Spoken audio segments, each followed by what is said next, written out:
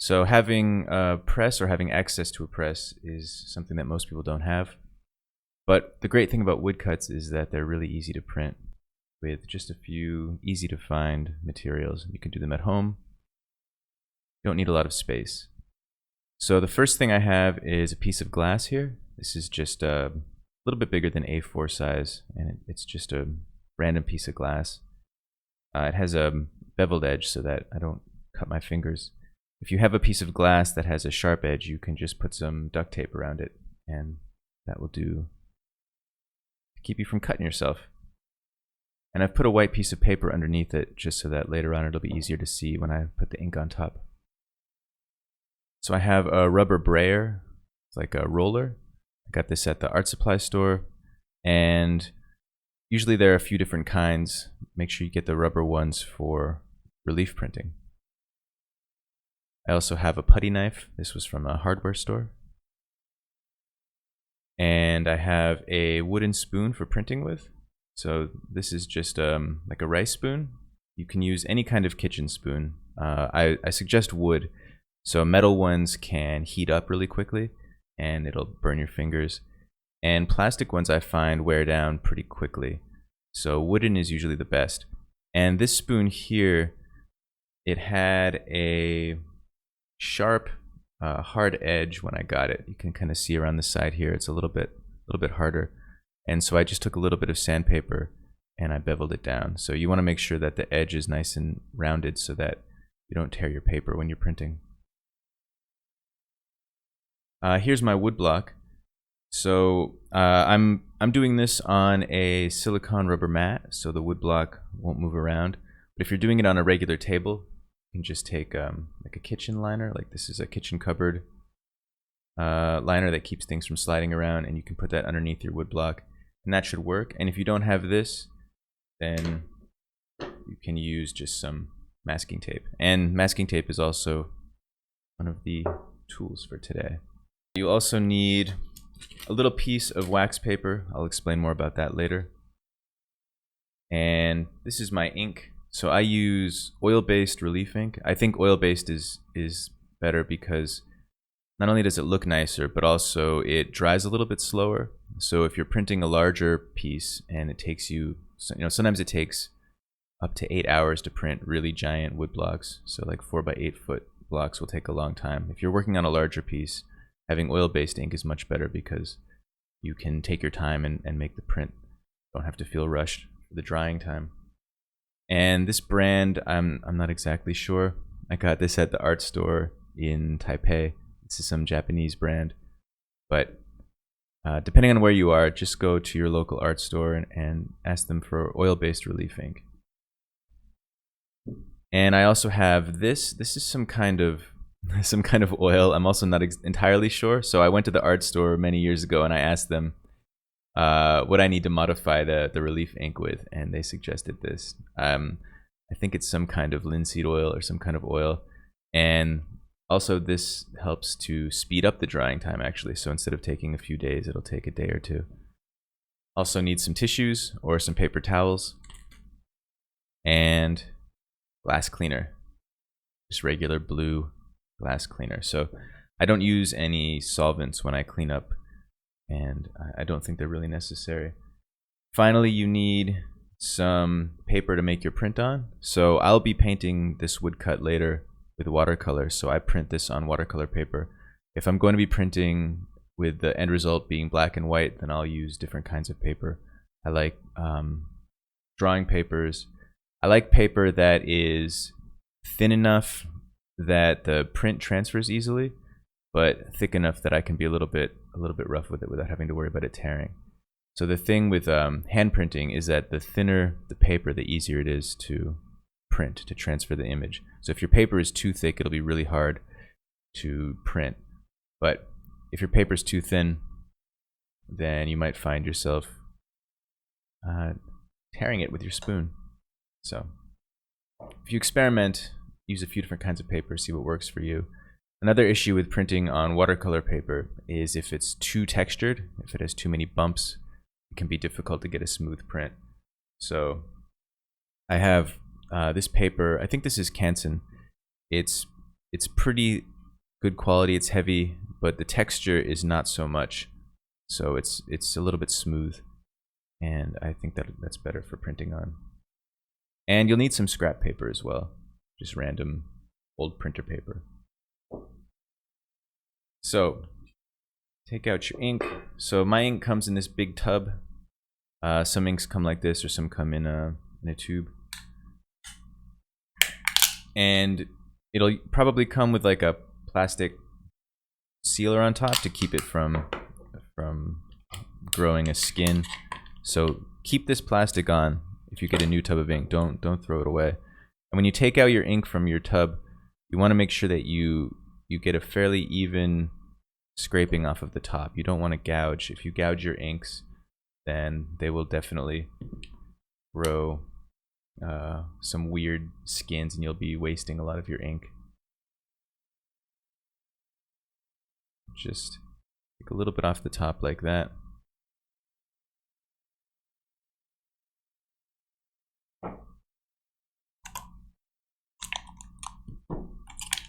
And make sure you put the plastic sealer back down pretty well. Another thing about oil-based ink is that it tends to get everywhere if you're not careful. So I always make sure that I check my hands between each stage to make sure that I don't have any ink on them. Because if you get a little ink on your finger and then you touch something, it's going to make a total mess of your studio. So I modify my inks a little bit. Some inks you don't need to, and it depends on the weather conditions, the humidity levels, or wherever you live. So I just add a little bit of this. I just add a drop, and I don't really have a formula. I just kind of eyeball it.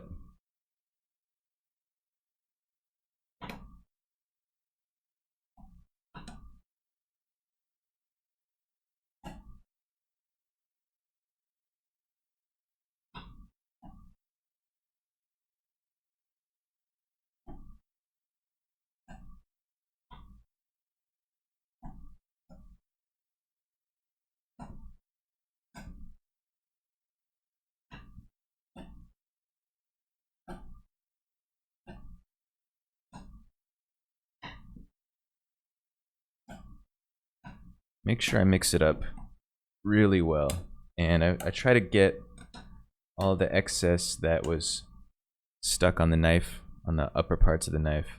Try to make sure that scrape as much of that off as I can, and then mix it back in.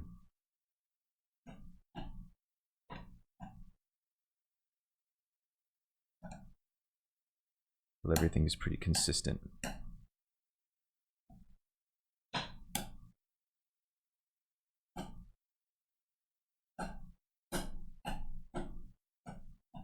Then I take a little bead, draw it out on my glass like that.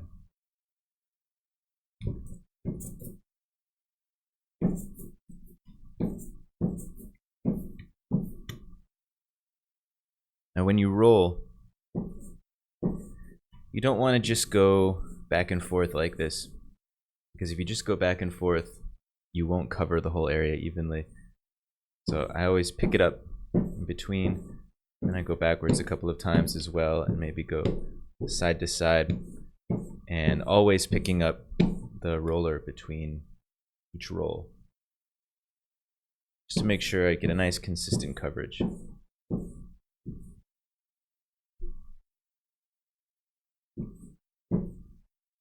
Now when you roll the ink on, you want to make sure you get a nice even coverage also on the block. And be careful not to roll too far off the edge, because you'll get ink on your tabletop. And if you're not careful, if you get ink on the tabletop, it's okay because you can clean it up before you print. But if you're not careful and you don't notice it, then you might transfer some of that ink onto your final print. And that's no good.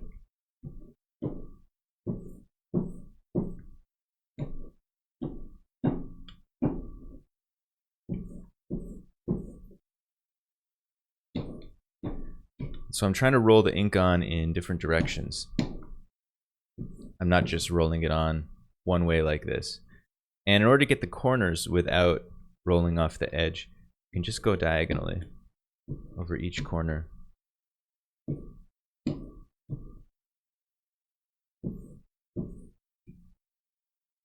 And after a few passes, add just a little bit more, not too much.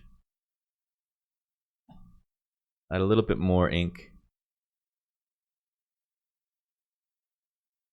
Just draw a bead across.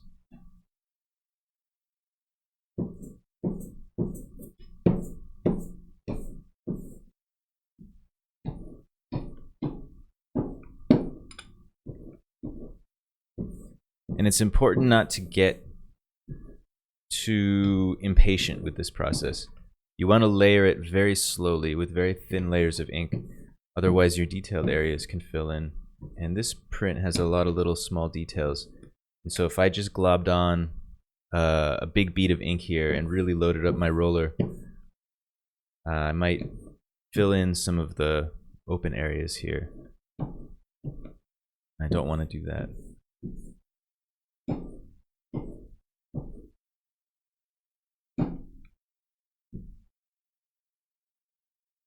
So you can check your block, and if you look at it at kind of an angle, you can see a sheen, and you can see if it's even, and if there's any dry spots, you want to make sure to hit them. So sometimes the surface of these blocks aren't totally flat, especially when you're using MDF. And so if there's any areas that didn't get ink, this will be the way to see that. And everything looks pretty even and pretty well covered to me. So next you take your paper, and this is the part you have to be the most careful. So you want to make sure that you put the paper on and then it doesn't move after it touches. And so I usually tear my paper down a little bit bigger than my final print is going to be. So I leave extra space so that I can just kind of throw it on, and then later when it's dry I can measure out from the edges of the print and trim it then. So I don't have to worry about building a jig or getting everything kind of exactly right on here. So that saves me some trouble at this stage. Right now I'm mostly concerned with putting it on so that I have enough space on the side. So I don't want to have it right on the edge because I'm trying to leave 1 centimeter all the way around my border. And then once it's down, it cannot move. If it moves, you have to start again. So let's see if I can do that without moving it. So I try to give myself a general area, so I know that if it's, the bottom is right here, then that'll be enough area on the bottom edge and the top edge. So then I can just kind of line it up left to right, put it on slowly, like that. So the first thing I do is I take my spoon and I establish my edges, my paper, and it looks like a little bit of ink yeah, there it is. A little bit of ink on my knuckle there. Wipe that off. And so it got on the back here, but that's okay. It's just the back of the print. So I establish my edges, and I just kind of go around the edges with a spoon, and that leaves a little bit of a crease, a little bit of a mark indication, so that I know where the edge is, because otherwise if you don't know, you can just kind of slide right off, and it's not the best potential for making a hole or a tear in your paper, or if you caught off guard, you might move the whole thing and then you have to start again.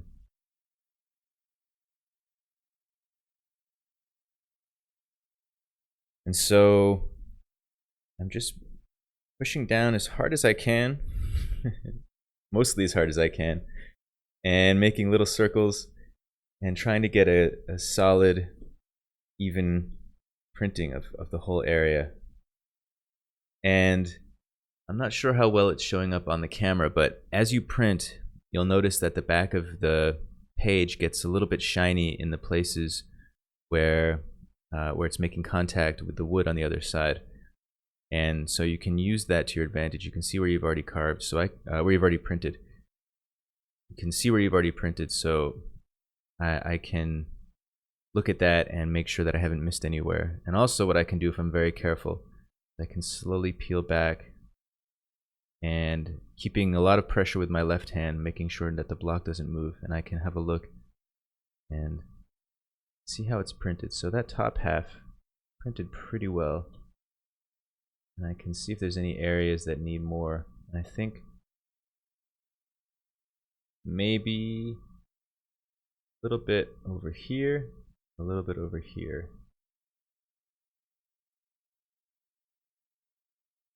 So printing the areas that have solid black is the hardest. The details are easy, but the big solid shapes of black are the hardest areas to print, and those will be the ones that give you the most trouble.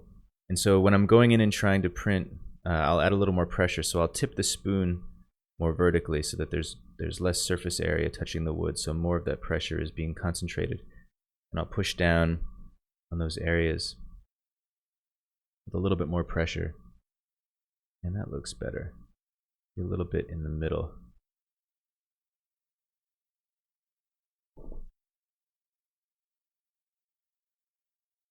Okay. And so I'm just using my hand to hold down the paper.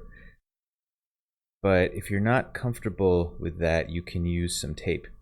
You can just put some tape around the edges, and that'll hold your block down, and it'll hold your paper down. If you're printing a larger piece, I use heavy books. So when I'm printing big woodcuts, I'll take a bunch of different heavy books and I'll just put them on top of the paper. That keeps it from moving usually.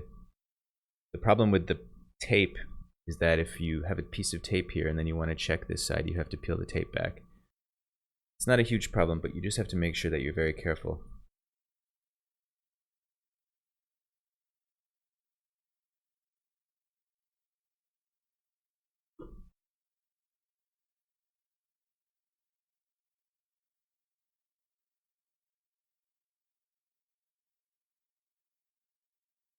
Now, sometimes when you get to the corner, it can be difficult to get to print the corner because you're afraid you're going to slide off the edge. And so I'll usually just use the big flat part of the spoon here, and you can just kind of rock it back and forth on the corner, and that will usually get you pretty solid printing. Back. All right, and this one looks good. So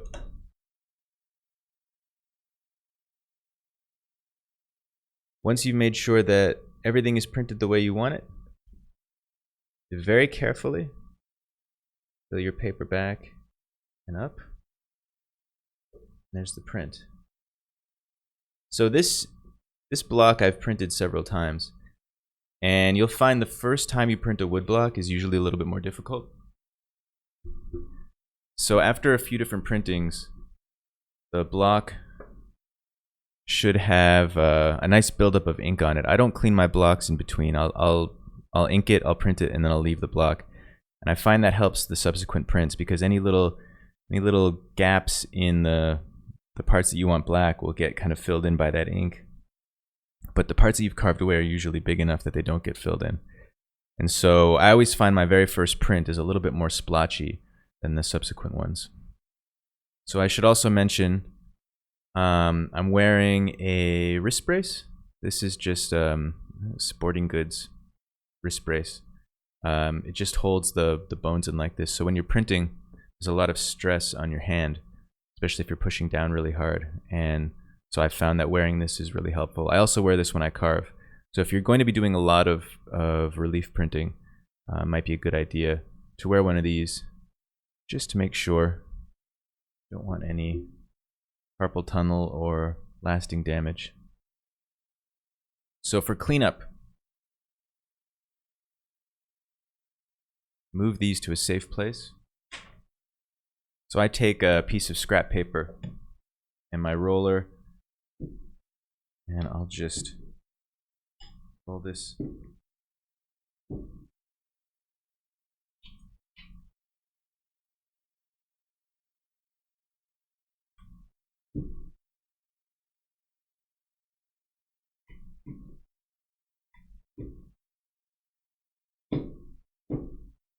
And that's really all the cleaning I do for the roller. I like to leave a little bit of ink on the roller as well, so I don't get too I don't go overboard with the cleaning when it comes to the roller. So next, I use my wax paper and take some tape. I find it's a good idea to prepare the tape ahead of time. Let's just take off a nice piece of tape like that. So I have all this ink here that I haven't used, and it's difficult to judge exactly how much ink you're going to use when you print, but because this is oil based, it won't go bad, it won't dry out. So I just take some wax paper and I'll just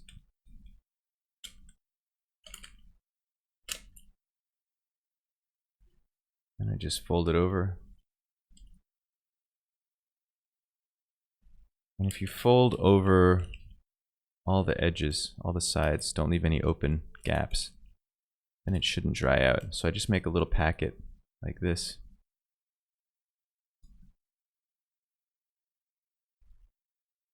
And just wrap some tape around it. Masking tape doesn't stick so well to wax paper, but I just stick the tape to itself, and it doesn't have to be anything fancy. And so I can use this again in a couple weeks, a couple days, probably a couple months, it'll be fine. And so for my glass here, first I use the palette knife. Actually, it's a putty knife, not a palette knife. I use my putty knife and I scrape up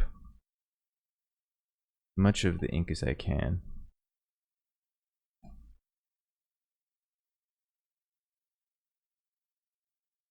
I'll just smear it on this scrap paper here.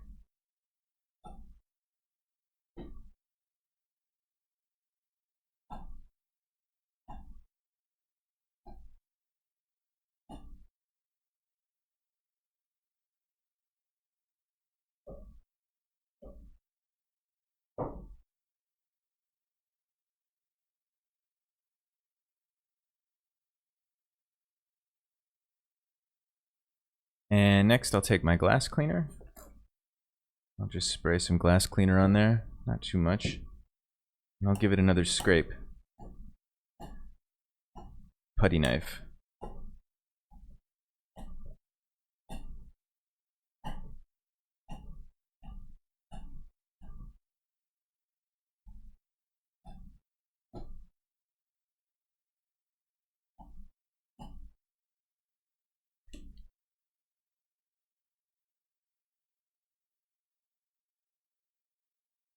I take a couple tissues and just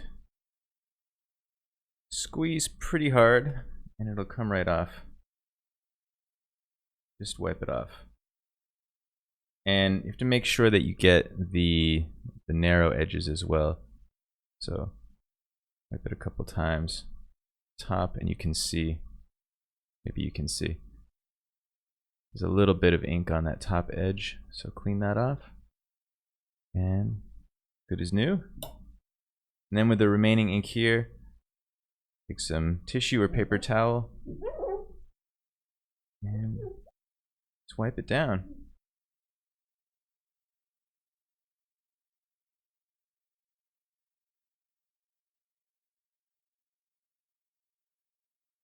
And so you shouldn't need any solvents.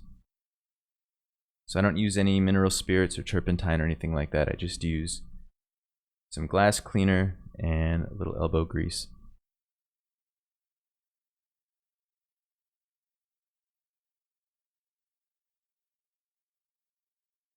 And there you have it. And so make sure you wash your hands afterwards. Very important. And also make sure that you check your workspace to see if there's any ink that got away without you noticing. So that's a quick and easy way to print woodcut, linocut, or any kind of relief print in your house without the aid of a press. And so in a couple of days, when this is dry, I can go in and I can paint it with watercolor. So another advantage of working with oil-based inks is that you can paint on them later with watercolor and it won't mess up the black ink. And so I like to do different variations of the color schemes. And it's a good way to experiment with color, and it's a good way to combine woodcutting with painting. Thanks for watching. If there's anything that you didn't understand in the process, please ask me in the comments below. And if there's any other techniques that you would like to see in future videos, also please let me know in the comments. Don't forget to like and subscribe. And thank you. See you next time.